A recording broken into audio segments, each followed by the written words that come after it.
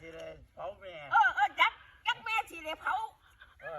แม่หรือสิได้ลูกหรือสิได้เผาแม่หรือแม่สิได้เผาลูกละกัน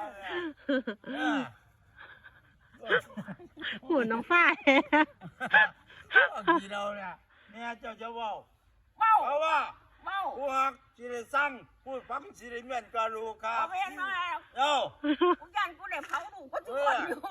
พวกสิได้ฟังผู้เฒ่าสิได้แม่นก็รู้ได้แม่โบราณมาแม่เจ้าจะบอกฟังบอกจะบอกว่าลูกตายหมดยังแต่พ่อกับแม่เฒ่าๆเดี๋ยวจะไม่วางไปก็เดี๋ยวจะพ่อกับแม่ไม่ไหวกันเลยเฒ่าๆเห็นเจ้าวาดมาเมียนไอ้คนเด้ไอ้คนได้ลูกตายหมดเนาะลูกตายวันไม่ไหวไปได้แม่เจ้าจะบอกฉันลูกหลานยังดีอันจะบอกว่าตายหมดก็อาศัยหลานนั่นแล้วอาศัยเขาบอกเทพเขาบอกออดบอกเพชรไปจังสันเนาะให้บอกลูกจะตายเนาะกินเหล้าร้ายแล้วก็ตายเนาะยายกินเหล้าร้ายก็สิตายแล้วเนาะ